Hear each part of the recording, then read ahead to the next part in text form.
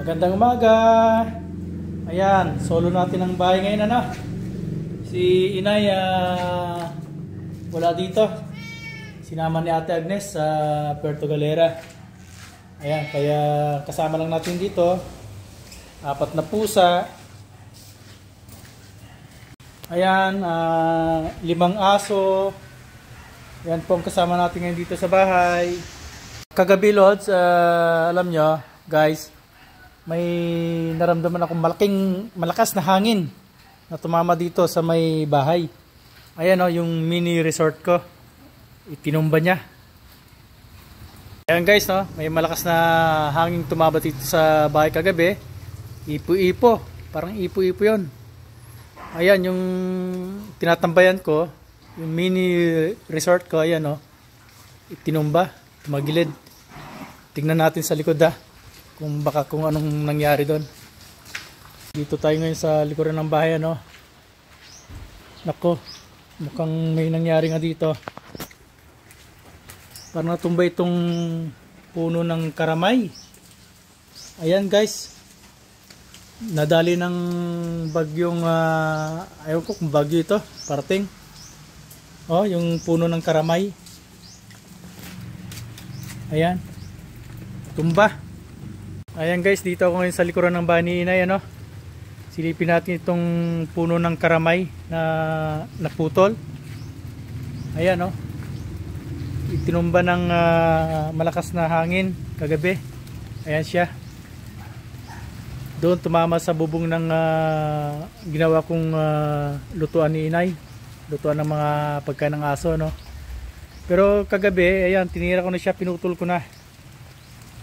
Kaso naiwan yung dulo sa ibabaw ng bubong ng lutuan ni Inay. Ayan.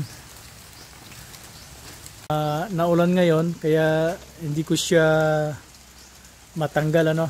May siguro pagtila ng ulan, guys. Ayan oh. Ang lakas ng hangin ano. Dirin nyo. Tinumba itong puno ng karamay. Ako, napakalakas na hangin yung tumama dito kagabi ano. Grabe ang ginawa. Yung puno ng karamay, ayan, itinumba niya. Guys, pero pinutol ko na yung kagabi Kaya lang naiwan tong dulo, ayan oh, dulo. Sumampa sa bubong ng lutuan ni Inay. Na alam niyo itong lutuan ng aso ni Inay na ginawa ko.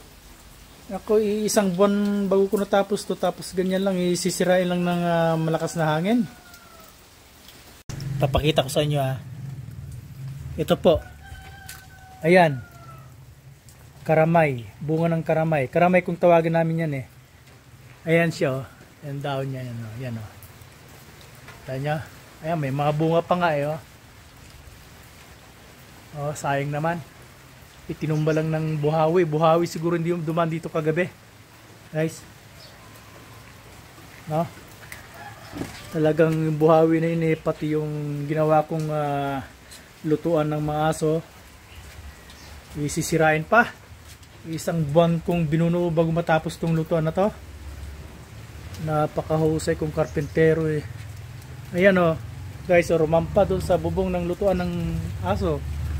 Yung dulo, kasi pinutol ko na rin yan kagabi Ayan, kasi nga kako delikado. Ayan yung katawan niya oh, taba-taba oh. Biro nyo, lakas ng buhawi ano, na dumaan dito kagabi. Ayan, hanggang ngayon oh, malakas pa rin ang hangin, tignan nyo. Parang may bagyong parating, di ko alam kung may bagyo nga o ano, manonood akong balita mamaya. Kaya hindi ko muna ito matatanggal kasi nga sama ng panahon no, dyan muna siya. Ano guys, mamaya ko titirahin kasi ayan, malakas ang ulan, hangin.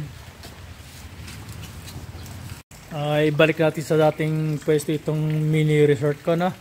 Itong tinatambayan ko paggabi. Ito sa harap ng bahay ni Inay no. Ayusin natin. Ayan guys.